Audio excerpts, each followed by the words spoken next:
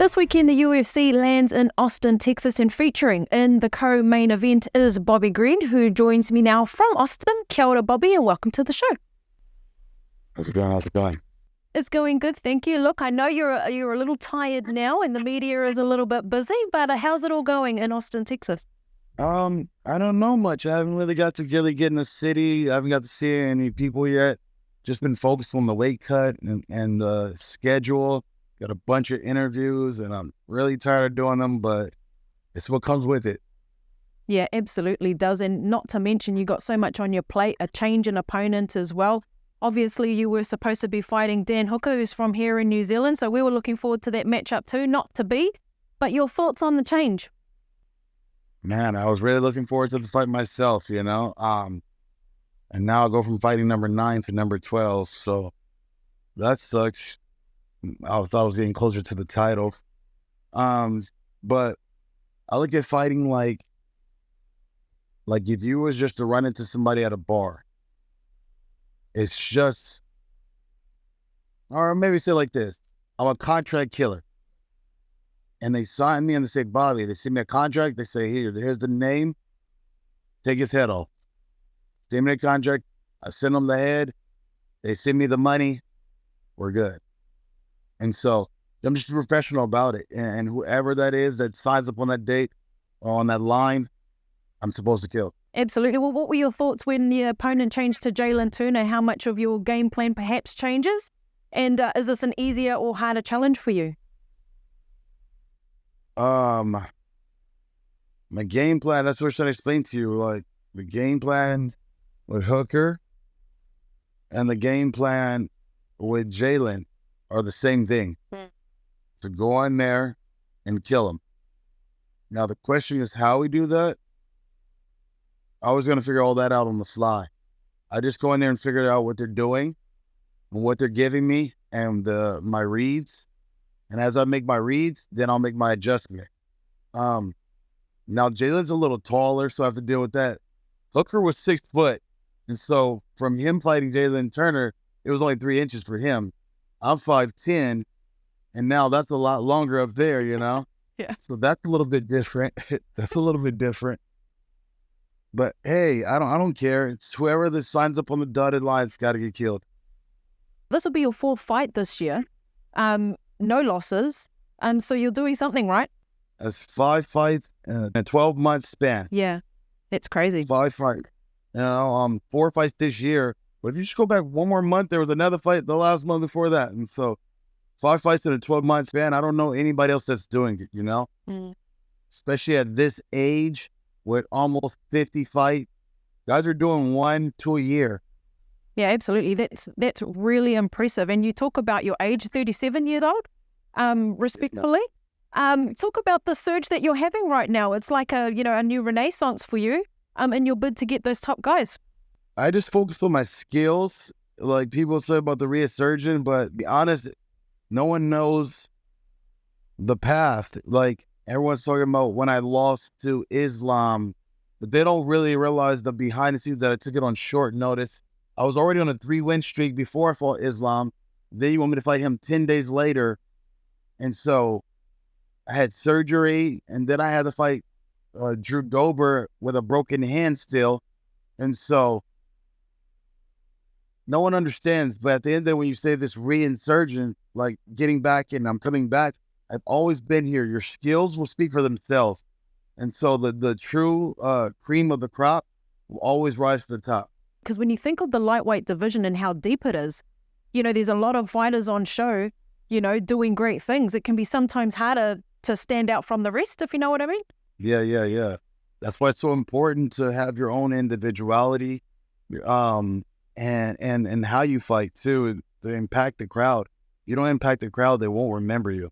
And look, you've been in the UFC this year for 10 years. So the amount of experience that you've gained in this successful run that you've had is very impressive. Again, I just want to know, how you see things now and all this experience that you've gained over a decade. I feel like I wanted people to find out in year 2 and year 3, and nobody was like understanding what I'm trying to do. And it seems like at year 10, everybody's like, man, I kind of see him now. And so it's like, it feels like it's 7 years too late, and I'm getting an old man, and I'm like, what the? But hey, at the same time, I'm just blessed to even be thought of. And originally, it was thought that you and Dan Hooker were going to be the main event. So what kind of happened there? Yeah. They asked me to be the main event, 5 rounds. And then they did this little swapple, little switch on us. And then they said co-main event for 5 rounds. I'm like, I've never heard of a 5-round co-main event, but I'm down, like, just whatever. I'll do whatever. Okay, cool. And then it's like, another switch is now Jalen's in, and Jalen doesn't want to do 5 rounds. So now they switched it to 3 rounds. It's like, okay, cool. Well, at least you'll have cardio for days. Yeah, I've been training for 5, so it should be great. Awesome. Look, after this fight, is Dan Hooker still on your radar to perhaps get in 2024?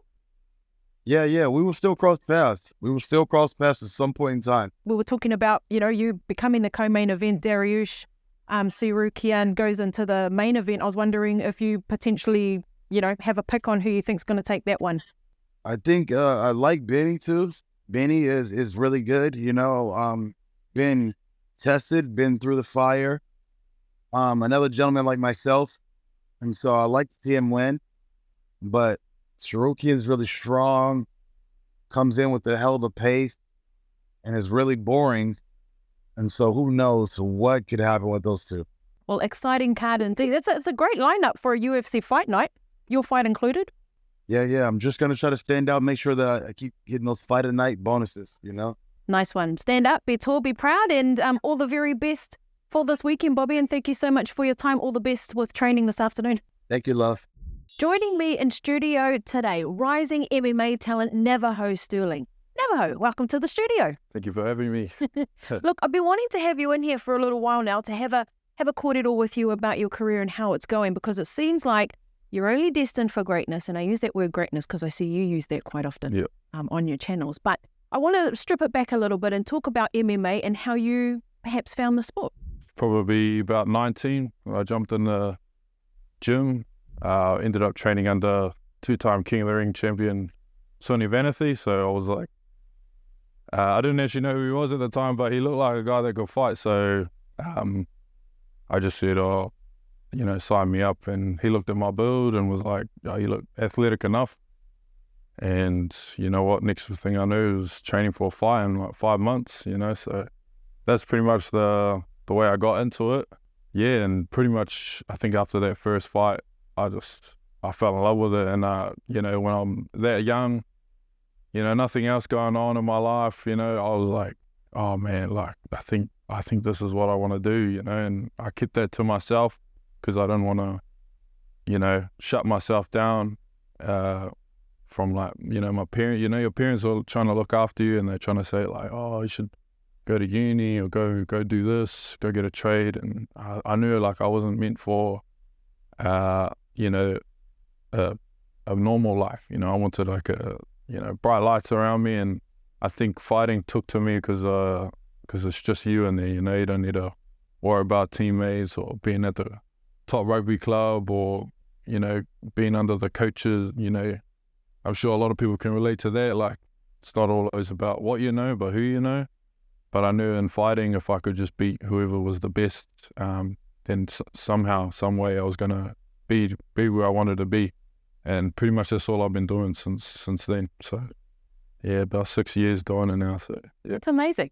I just started working, and until I first started, I think people that I was working with were into UFC, and they were watching it at some of their houses, so I would go and watch. And Conor McGregor was like big at the time. I think it was like 2015, so it would have been like when he was like in his prime, the uprising Conor. So I fell in love with that, like just his story to the top, and how he had like a lot of naysayers and stuff like that. So I thought, I'm gonna give it a go. I saved up a lot of money to move home back back to Wellington, just to stay with my parents and try to find how I can get amongst training full time. As a guy that didn't even know if he could go, hadn't even had a fight yet. So like I didn't even know if I could even fight, but I had just sold myself on this UFC dream, like, oh, I'm gonna be a UFC fighter. But I just kept it to myself because I don't want to, you know, anyone would be like, bro, you know, or shut me down. Or so yeah, that's pretty much it. Let the mahi do the talking. Yeah. That's how I got into it. So No, that's awesome, because when we think about, you know, kids and youth, and, you know, it's, I want to be a silver fern, or I want to be an All Black, you know, and the work that, you know, a lot of work done by City Kickboxing, Eugene and the team have made this a reality that you can be in the UFC if you just work hard enough. And it's, you know, you bring up Conor McGregor, and I know that, you know, he's such a polarizing fighter, but also so skillful. And you know now the amount of work it takes to get to where he was. Yeah, for sure. Where I come from, there's like, in Wellington, there's no such thing as like martial arts or MMA.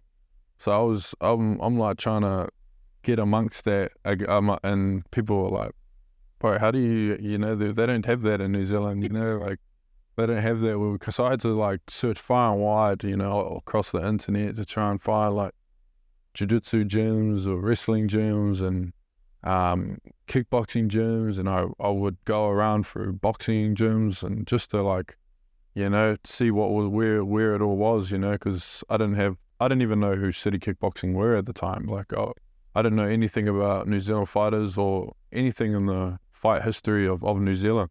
I was just a guy that was like keen to get amongst it. So yeah. When you look at the UFC now though, who have you got your eyes on? I was always a big fan of John Jones, just because of just his versatility and his mindset going into fighting, and just being able to. There's something about like some fighters that can do whatever it takes to win, you know. And I would say I'm more of a competitor than I am a fighter. I've met real fighters, you know, like guys like Dan, and you know, just warriors, you know. I would like to say I have a little bit of that in me, but above all of that, I would say I'm a competitor. If it's not being the best, then I don't know what else I'd be doing. You know, I think some people have that mindset of just being a fan favorite, but no, I mean, I want to be the best. You know, so you used that word versatility, and I think that sums you up as well. Actually, when I think about, you know, you competing on King in the Ring and dominating. You're in Shuriken, MMA, dominating, and then I just saw you competing at ADCC a couple of weeks ago, Jiu-Jitsu, winning gold there as well. So talk to us about sharpening those tools all over the place, because, you know, historically CKB have the stigma of just having strong strikers. Yeah, for sure. We're known for strong strikers and kickboxing backgrounds here in New Zealand. I think it's just that's what like is mainly around to compete in. I think the way I've gotten better is always just like looking at being honest with myself and just looking at what I'm not good at. When I got into it, I knew my wrestling base was horrible, you know. So I pretty much the last 3-4 years I've just been non-stop wrestling and grappling, and just taking kickboxing fights whilst doing that. But yeah, I feel like I've got a pretty well-rounded game now, and I'm ready for the big leagues. But it's just getting fights for me at the moment. Not only training with the CKB fighters, these UFC fighters, and getting that, you know, amazing experience, but you're actually traveling with them as well. And we were talking a bit off camera about the importance of, you know, having that mental strength as well as the physical and the tools. So talk about these experiences of you traveling and, you know, being in that UFC environment. Yeah, it's a big thing. Like, you can't always just go in and act like it's a normal fight, because it's not. It's the UFC, you know. It was the same thing when I first fought on King of the Ring. I actually lost my first King of the Ring fight, and when I went there, I was only 21. I was super young, and the being in front of cameras and stuff like that, it was so new to me. And I was like, where I'm from, there's no such thing as cameras, you know. You just get a pat on the back, you know. But it was my first time being under the bright lights, even all the promotion, the build up, like. They talk to you and they're like, oh, how are you going to win? You know, you're like, oh, you don't want to say, oh, I want to do a good job, because then you're setting yourself up to lose, you know. So you got to kind of lie to yourself a little bit, like, I'm going to win this. But I felt that when I was young, and I was wary of that going into obviously the UFC arena and stuff. And when I got there, obviously I think it was Israel's fight in MSG, you know, I was overwhelmed again. I had that same feeling I was when I was young, and I was like, man, this is like the the big league. This is what our champion gets treated like. We're in like the Knicks locker room, New York Knicks locker room. We got like the elite championship treatment. And I'm like, man, if I make it to this level, this is what it's going to be like for me, just life-changing. You just get treated different. It's like bringing yourself from lower class to upper class. You're like royalty. So getting used to that was good. And then, I think Miami and Sydney, that was when I was like, I feel at home now. I feel like this is normal. This is just like fighting on a shuriken, like your local shows. So I can't wait. Like, I know I'm going to kill it when I get to that bit. So, yeah. Yeah, because you have to be comfortable in the uncomfortable. I feel like that's a tagline for the UFC. Because even thinking about the media, and you say the cameras, the microphones, questions coming from all over the place, you want to be best prepared for that. And we see it. Kevin Jusay was the same. Blood Diamond was traveling around. Even Izzy, before he was in the UFC, was traveling around with Dan. So, I think Eugene has a good little system going there to build that all-encompassing fighter. For sure, I might be doing it for my younger teammates, in the future. You never know. But I think it's a great way to at least give us a little bit of limelight, because here in New Zealand, those sort of opportunities are very small, that you don't get to go do those things. So fortunate for my older teammates, big brothers and stuff, looking out for me. And Talk to us a little bit about Eugene, because the world sees Eugene training these UFC fighters, but obviously there's all levels at City Kickboxing. So talk to us about, how you interact with him and how you found him as a coach. Yeah, well, I'm sure plenty of you know that I get a lot of praise from a lot of people. So you can bet that I don't get a lot of praise from Eugene. But you know what? I like it. It's like, I kind of relate to it from my dad. It was very hard on me as a youngster, and it's led me to be strong, strong mentally. And I think he's very much the same on me. He's very hard on me, but it's you need those kind of people around you, especially when you're on the come up and you get a lot of praise and everyone's trying to get a bite out of you. You need those coaches to keep you humble, because then you start to believe it. And you let it get to your head a bit too much and you can crumble and fall. So it's just one of those things. Sometimes it does get to me, but I just try to suck it up, and just realize, I have a higher calling, so I don't need a break in these kind of moments where it gets pretty emotional and whatnot.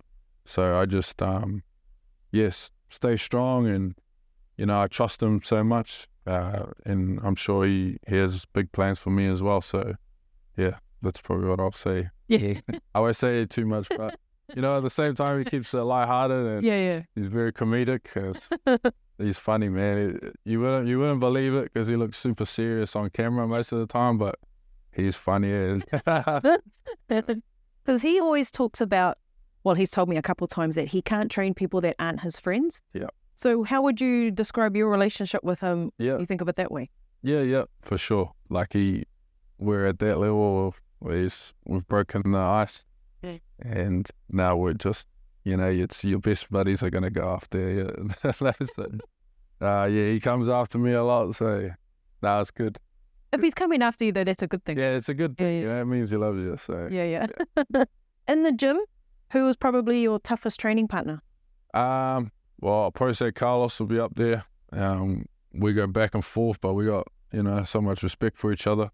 We think we're just the same build, same sort of skill set. He always edges me, keeps edging me, but it's good because it's like a climb for me. Like I'm just like chasing something, but in amongst the chase, I'm getting better and better, and I use my youth, against some of my teammates, and I try to push and really just keep going. But yeah, I'd say Carlos will be up there.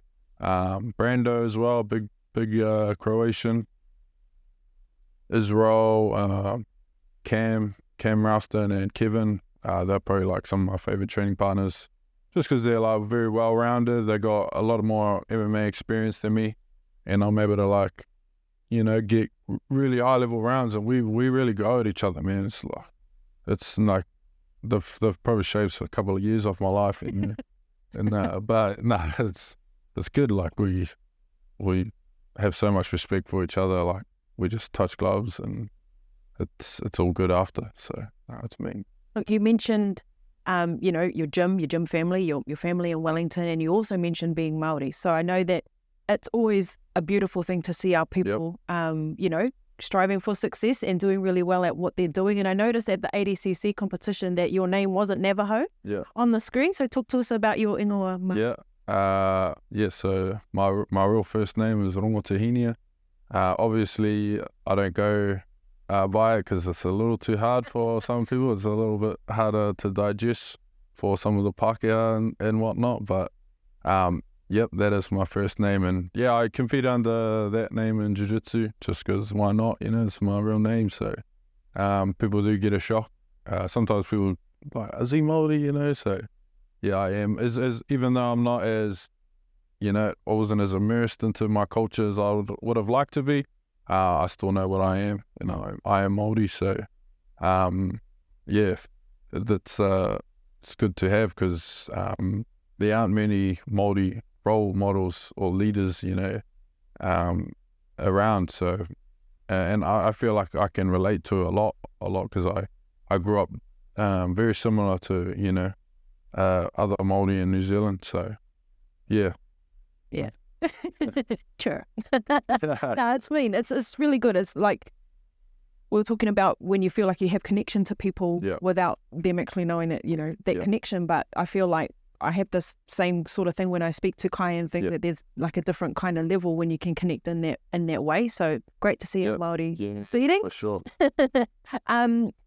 Look, I feel like the first time I watched you fight, I kind of heard you before I saw you, and that's when you came out to the Last of the Mohicans all-count song. And it just gives you this vibe every time it plays. Yeah. And I thought, actually, when I first saw you, I was like, yeah, he's Māori. Yeah. So don't even question that. You do look Māori. But I felt like there was like this vibe with that music, and it just puts you in a state of something, like the audience. And I'm just wondering what that song does for you. Yeah. So obviously I got a niche, and I'm not much of a clown. I'm not much of a funny guy. I'm more of like a serious guy. I like to be known as a warrior, So when I go out, it's like me getting ready for war, It's a very, I don't have the words for it, but it's a pretty heavy song. So I've had that song since I very first fought, and I've played the same one, and it's just building that, being myself and just being iconic at the same time. Because these are things that like people are going to remember you by for a long time, so they will always remember that song. And I actually stole that off, I think it was the Vikings maybe, and I heard it and I was like, this is it, I think this is the song I want, and I'm gonna be playing that into my UFC title fight, you know what I mean? So it's just one of those things where it's just going to be an iconic thing that'll live with me. And I tell you what, it makes my opponents scared, because I think they realize like, shit, I'm fighting this guy now, He's here, he's ready. So yeah, it's just, that song is such a vibe, and every time I'm just like, no, it's good. It's really good. Look, give us a little forecast. I know you're probably perhaps winding down for the rest of the year, but what does 2024 look like for you? 2024, I've been, obviously I only had one MMA fight this year, and through all that frustration and through the whole year, I kept training and I worked on my craft, and obviously this Christmas break I'll be working on my craft again, but instead of waiting around, I've chosen to pick fights on the internet. So I basically just went on some guy's post, and people were sending me like, oh, he wants to fight, So, I commented, I tagged all the journalists in it. I try to spread the hype, and I'm hoping they live up to his word, So I'm hoping to set up something for March in Australia. So I won't say too many details because obviously nothing's like confirmed. It's just we're just kind of inquiring about it now. But yeah, I'm hoping to fight in March, which is about 14 weeks away, I counted. And hopefully start the year off strong. And because I want to be in the UFC. You know, I don't see what else I'm supposed to do other than promote myself. So, yeah. Here you are. No, all good. Look, it's been an absolute pleasure to sit down with you and have a kōrero, and can't wait to see what's next for Navajo Stirling. Thank you. Thank you for having me. At the iwi, don't miss this one. Also featuring on the card is Calvin Gastelum. Davison Figueiredo is making his bantamweight debut. And speaking of that division, the former female bantamweight champion Miesha Tate is headlining the prelim events. It all starts at 10 a.m. Sunday morning, live on ESPN2. Hei ko ngā mai.